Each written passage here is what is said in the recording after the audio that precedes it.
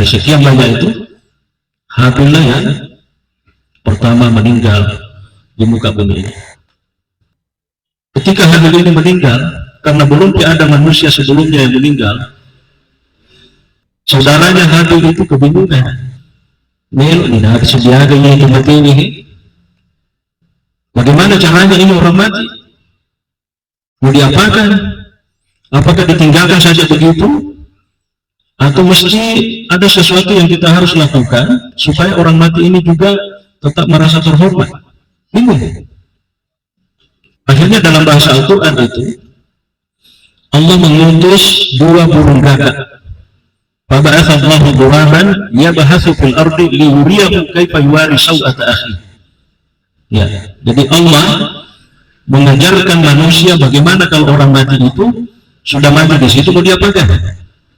Akhirnya Allah itu mengutus dua burung gagak. Ada bicara begini burung gagak. Kau-kau, ya, kau-kau. Itu kau-kau. Kuidikum modelo bosi. Ya, di negara-negara lain kau-kau itu dilarang keras untuk ditembak, melanggar. Ya mungkin karena itu sejarahnya kau-kau lah yang mengajarkan manusia ketika mati mau diapakan. Jadi ada dua kau-kau itu istilahnya matikan sampai-sampai mati satu, lalu kemudian yang satunya yang masih hidup itu menggali tanah, lalu yang mati itu ditimbun di tanah itu oleh kau-kau yang masih hidup. Disitulah manusia belajar pertama kali, oh kalau ada orang mati harus dikubur. Untungnya ke kau-kau, seandainya dia jaga kumata kiaga na binagokan ito mo, jadi siya.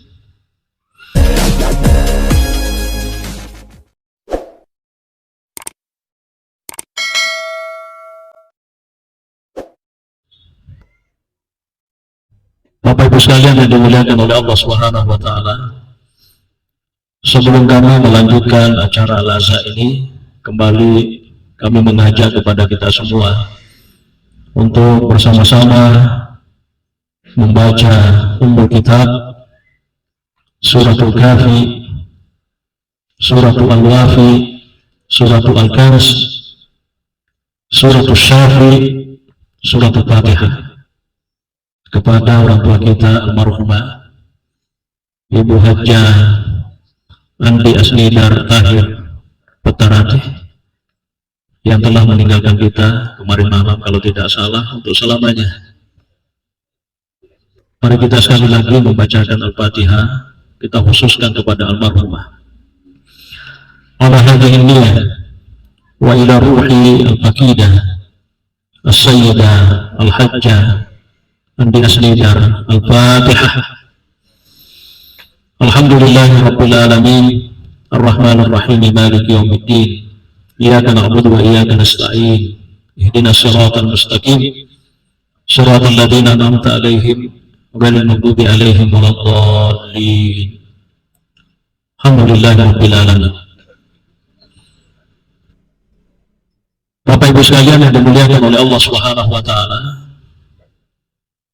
ketika ada orang yang meninggal di dalam Islam itu memang dianjurkan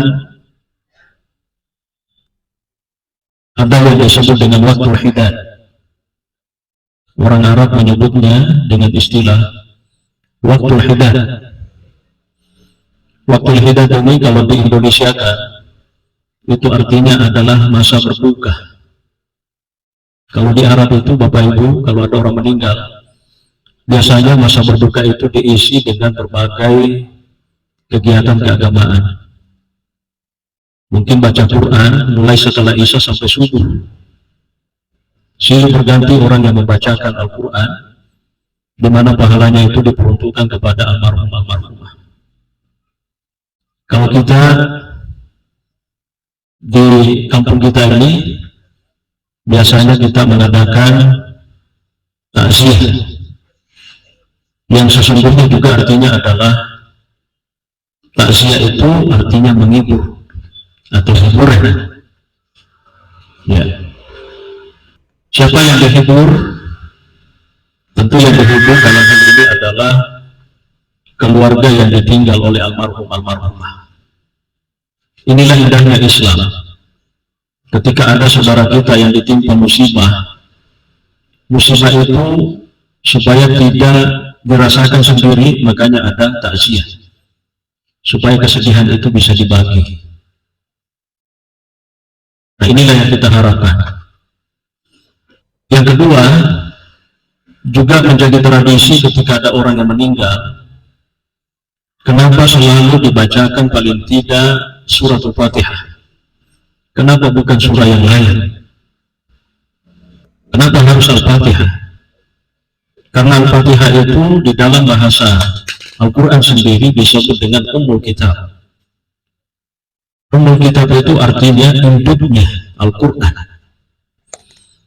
Jadi 6.000 sekian ayat di dalam Al-Quran itu rahasia-rahasianya semuanya terkandung di dalam surat Al-Fatihah. Jadi ketika surat Al-Fatihah yang kita baca,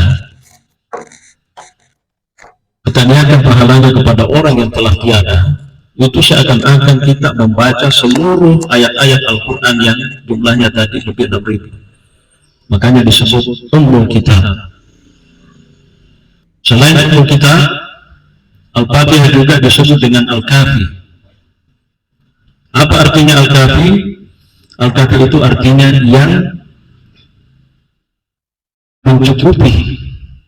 Betulnya membaca dari surat Al-Fatihah itu sudah lebih dari cukup. Disebut juga dengan Al-Wafi. Al-Wafi itu artinya yang sudah memenuhi.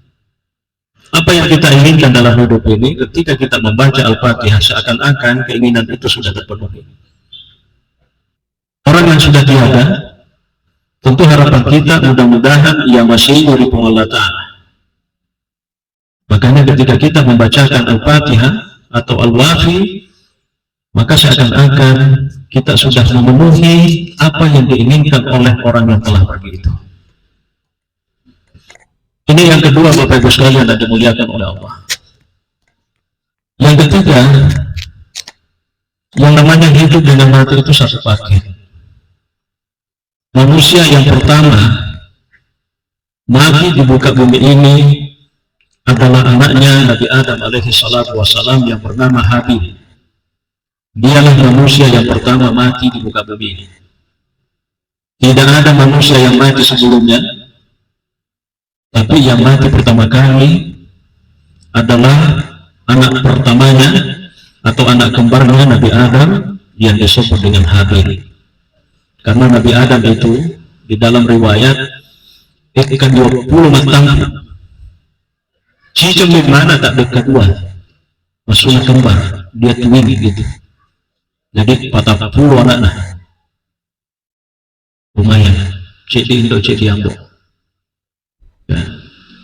Dari sekian banyak itu, Habillah yang pertama meninggal di muka bumi ini. Ketika Habil ini meninggal, karena belum ada manusia sebelumnya yang meninggal, saudaranya Habil itu kebingungan. Melo ini nak sejadah yang mati ini. Bagaimana caranya ini orang mati?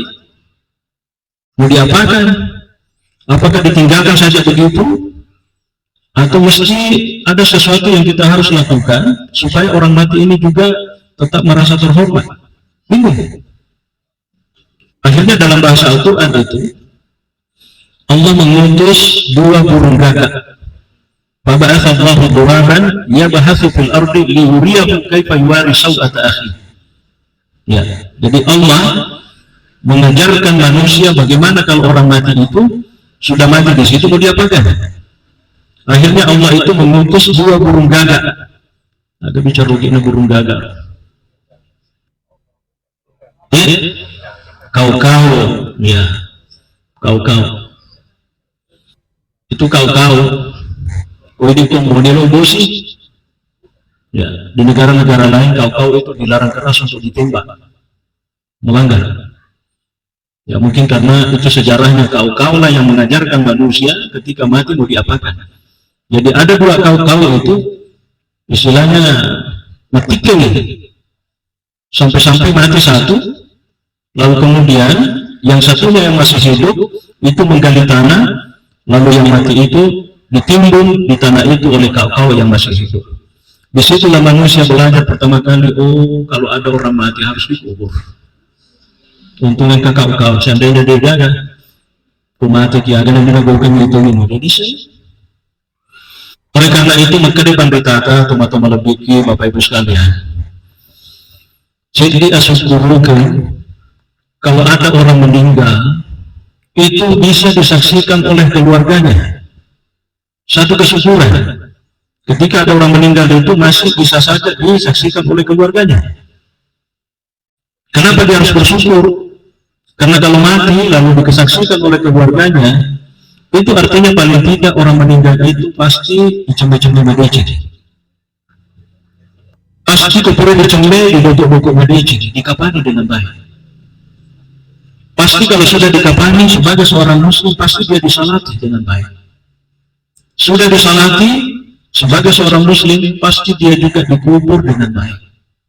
Ia menarik kemati tahu nah keluarganya melihat atau ada di orang yang lihat. Sahabat meninggal itu tahu Bapak Ibu sekalian, dia meninggal cuma beritanya saja kita dengar. Karena mati dia, di mana dia? Nah, tidak ada yang tahu.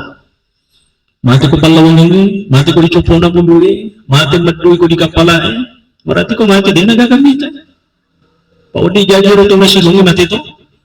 Ada dapat 7 mati kita kan minta bisa dipastikan itu Bapak Ibu sekalian, tidak ada yang mandikan. Bisa dipastikan itu Bapak Ibu sekalian, tidak ada yang kapaniki. Bisa dipastikan Bapak Ibu sekalian, tidak ada yang salat kecuali kalau salat gaib. Tapi yang pasti tidak ada yang kuburkan. Maka aku mati di kurudia sienang itu tuh itu monroh, naraka butuh bawang monroh. Makanya ulama Bapak Ibu sekalian mengatakan, seorang yang meninggal pada waktu yang sama memang itu mengisahkan kesedihan yang begitu dalam, tapi pada waktu yang sama ada kesyukuran di balik itu. Nasabah engkata kumung kamu cembeking, kamu sumpajaliking, kamu lemah becek-becek. Dan almarhumah ini tentu saja kita sebagai manusia biasa Bapak Ibu sekalian, kepergiannya pasti meninggalkan kesedihan yang begitu dalam, terutama kepada anak-anak cucunya yang ditinggalkan.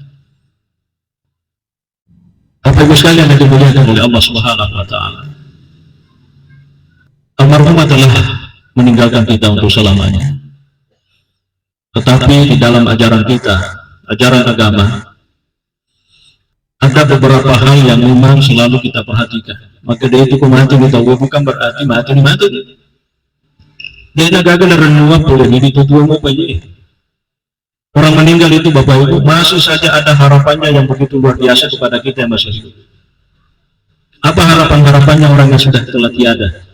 Termasuk orang tua kita Ibu Hajah Andi Asnidar kepada kita, terutama keluarganya, anak punah. Apa itu? Bacakan Al-Quran. Kenapa Al-Quran yang dibacakan? Bukan barasanji, dina pada dari kumendre bola baru ki, maupun ritama ki, ketumendre maka barasanji dibaca, dan Al-Quran. Tapi kalau orang mati itu kenapa Al-Quran yang dibacakan? Al-Quran itu Bapak Ibu sekalian doa. Maka depan berkata Al-Quran doa. Jadi kalau kita membacakan Al-Quran itu sama dengan kita sudah mendoakan orang yang sudah pergi itu. Jadi mak baca kira-kira berarti ilmuwan yang otomatis. Jadi kalau dibacakan per ilmuwan otomatis bisa. Iya. Adakah sahabat yang mempraktikkan? Ada.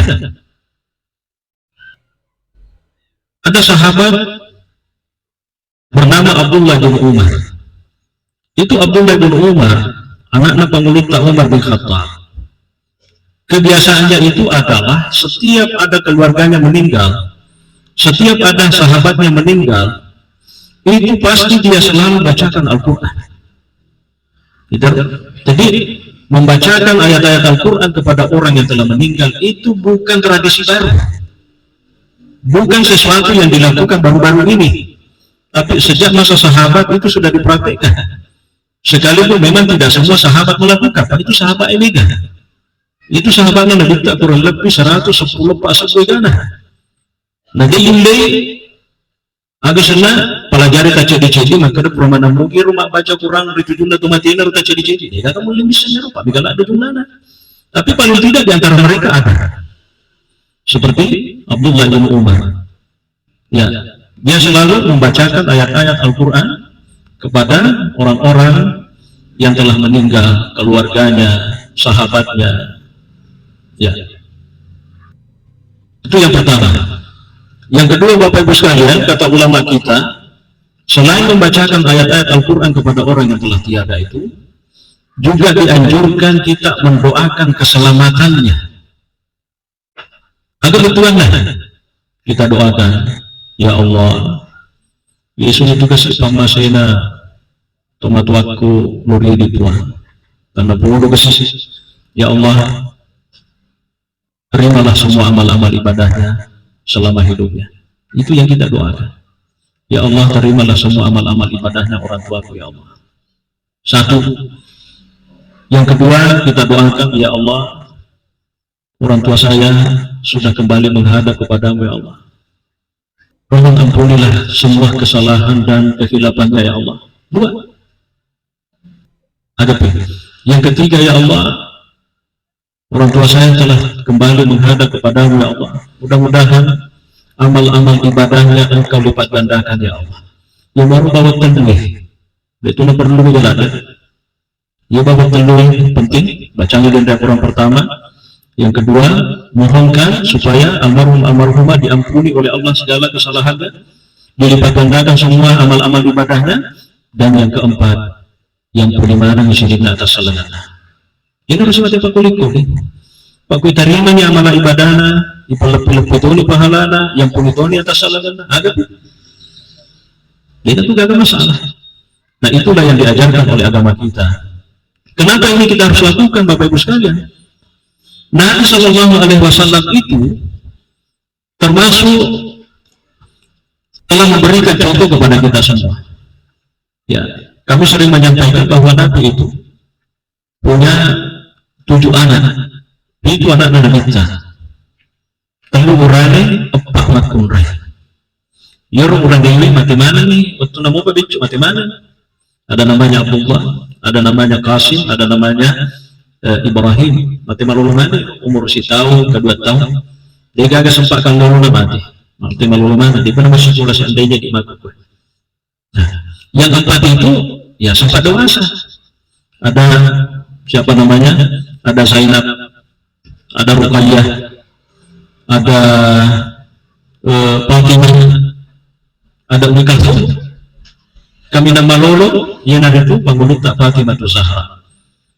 6 anak Nabi itu meninggal lebih dulu daripada Nabi. Jadi bawah mati anak Nabi kita setelah Nabi meninggal, yang ada itu penghulu tak Fatimah Zahra. Apa yang dilakukan oleh Nabi? Itu Nabi Shallallahu Alaihi Wasallam itu hampir setiap waktu, seperti yang disebutkan oleh sahabat Anas bin Malik, Nabi itu sering mensiarahi kuburannya anak-anaknya. Ya. Jadi kau angkat rumah kukunya cari lokal masyarakat kubur, berarti dia bisa kada nigel oleh ciri itu. Pak Yoro Nabi tak malesi lokal siarai kubur anak-anaknya. Itu disebutkan oleh Anas bin Malik. Nah, sahabat Yoro Anas bin Malik, kalau dalam bahasa sekarang, seprinya Nabi dulu waktu di Madinah, 10 tahun Nabi tak di Madinah, itu selalu dikawal oleh Anas bin Malik radhiyallahu anhu. Istilahnya kalau sekarang itu sekretaris pribadi barangkali atau pengawal pribadinya. Kemana Nabi pergi pasti dia ikut. Loke ke gunung pasti macam itu pengeluta Anas bin Malik jadi mesin. Jadi Anas bin Malik itu menceritakan, beberapa kali saya mengikuti Nabi ziarah ke kubur anak-anaknya. Nasa sudah nih lo ke kira-kira macet kiri mak dongko misilana kok. Dia duduk lalu kemudian dia mendoakan itu anaknya di situ sambil meneteskan air mata katanya. Nah, ini juga yang diperpegangi oleh para ulama bahwa menangisi orang mati itu adalah hal yang biasa. Nah, itu biasa di masyarakat Mboe. Jalan pati tiki mata nini lato emakmu ambil dia nak ke pati tiki mata. Kada bahaya ke pati tiki mata. Dia bahaya. Nabi Ta'ala di mata. Iya. Ia itu nak cari di agama Bapak Ibu sekalian menguak-nguaki. Pak itu arah air nyuruh kalau mati keluargana, nak cakar-cakar tapanu. Nyuruh wajuna supaya mana kan tuh nana taruh. Nah kakak ini, ya, Nalepatunya dan sana pilihnya. Pokoknya begitu penyesalannya kelihatan betul. Ya gora-gora tuli seperti orang yang kerasukan. Kalau dalam bahasa agama disebut dengan ya mana cen. Aku maka deki teriki, maka ni kung keterina marena. Maka ni kung keterina marena. Ilo doang naman ni bawa sudah magati talinga. Jangan marena terugo. Itulah ajaran agama Bapak Ibu sekalian. Jadi manusiawi, kalau seandainya ada orang yang kita cintai, orang tua kita, ya saudara kita, ya kita meneteskan air mata, itu biasa. Tapi yang paling penting adalah jangan lupa kita doakan. Itulah yang diajarkan oleh agama. Lalu kemudian Bapak Ibu sekalian yang dimuliakan oleh Allah, dengan keberadaan kita semua di tempat ini, tentu saja ini adalah keberadaan kita diharapkan adalah doa-doa kita semua. Ya, itu perlu buat itu mata relak sebenarnya. Ya, bayangkan siaga kita dalam nongrangi masa-masa ini mendoakan di almarhumah. Insya Allah kalau dalam bahasa Nabi itu, ya tidak ada orang yang berdoa kecuali pasti Allah akan memberikan sesuatu. Ya. Maka dengan tidak mungkin Allah ketika ada hamba-hambanya yang berdoa, apakah berdoa untuk dirinya atau berdoa untuk orang lain, akan membalas dengan kekosongan. Pasti ada hasilnya. Nah, oleh karena itu nanti kita akhiri acara takziah ini dengan mendoakan almarhumah sekali lagi. Selanjutnya Bapak Ibu sekalian yang dimuliakan oleh Allah, ini mengenai masalah sakaratul maut. Ya. Tidak ada manusia yang disebutkan di dalam sejarah sampai hari ini ketika mau dicabut nyawanya itu malaikat maut minta izin.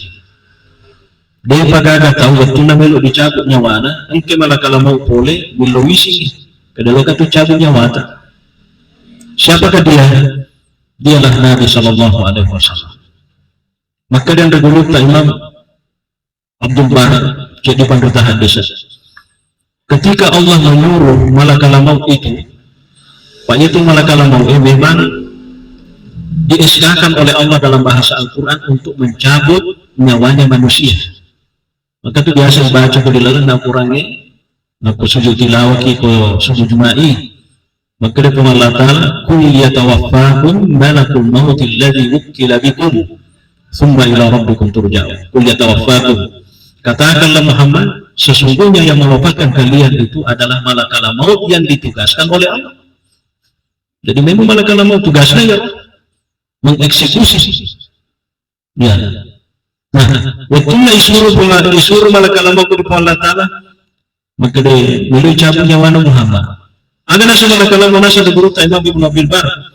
Nah, pudahnya malaikat Jibril silungnya nasi. Ya kalau dalam bahasa kita barangkali mana kasih dikucilkan itu kira-kira bahasanya begitu. Silungnya. Pak ini penyampaian mesti disampaikan kepada Nabi Muhammad. Pak Yuru Nabi disuruh ke Allah Ta'ala dan malaikat maut, maka dia sebelum mencabut nyawana, kasih dia dua pilihan, suruh pilih. Apa pilihannya dalam hadis? Allah mengatakan, malaikat maut tanya Muhammad itu, apakah dia masih mau hidup atau dia sudah mau bertemu dengan Tuhannya? Itu pilihannya. Tanya maka dia mau pegang menurut dulu ya atau melu di sisi Allah Ta'ala. Ini adalah pedagang. Ya. Akhirnya setelah disampaikan, Nabi mengatakan, bal akhtaru rafiqal a'la. Ya nasamat malaikat maut, saya memilih untuk segera bisa berjumpa dengan Allah. Betul na cabut nyawaku. Tapi kui di pilih makbaru. Jadi masih banyak urusan ini.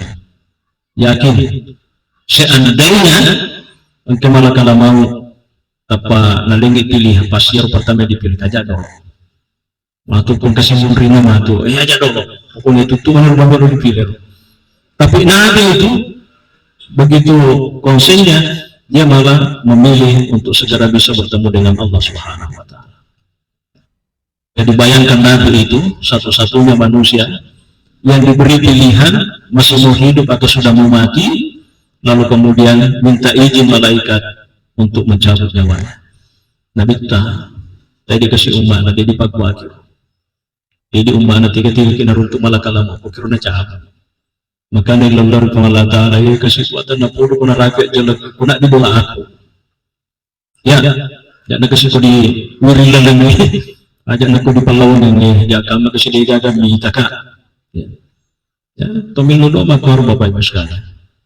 Jadi itulah Nabi Sallallahu Alaihi Wasallam. Intinya adalah menurut Allah Ta'ala kurang menemukan Nabi Muhammad, maka ikut Muhammad mati ikut.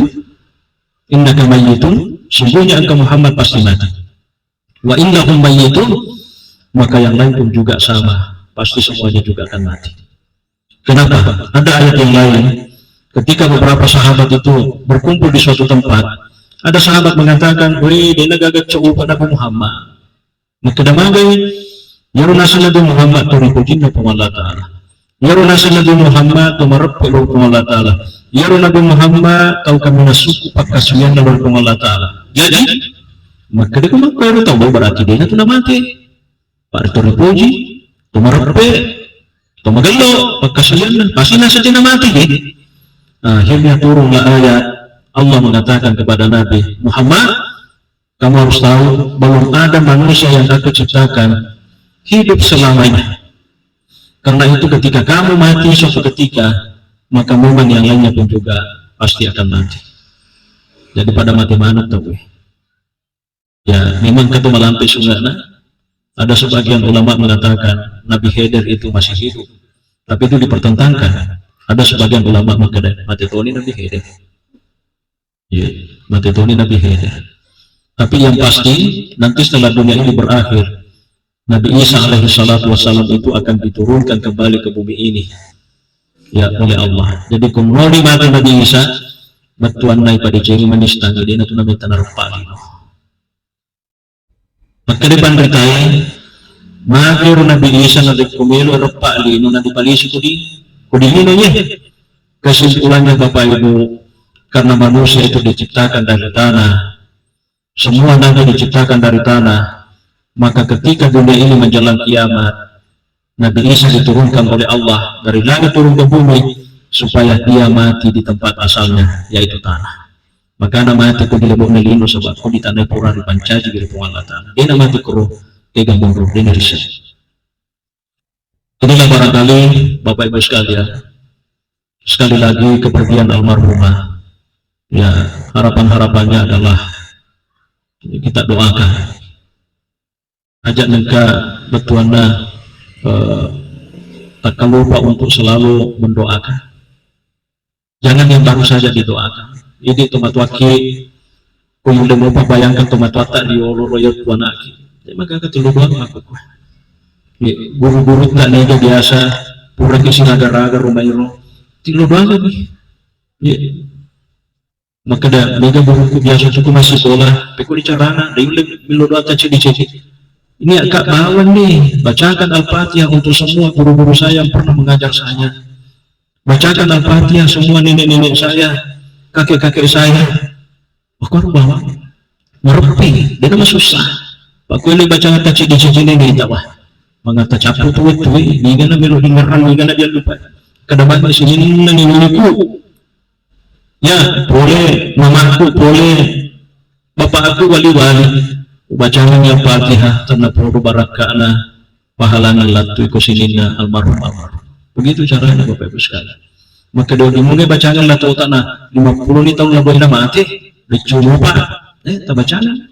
Jadi magaga Bapak Ibu sekalian. Kalau latu mah insya Allah latu pada Pak Guru tu pandai dia Pak Guru yang kita sebab pengalatan ko din na latu yo magaga.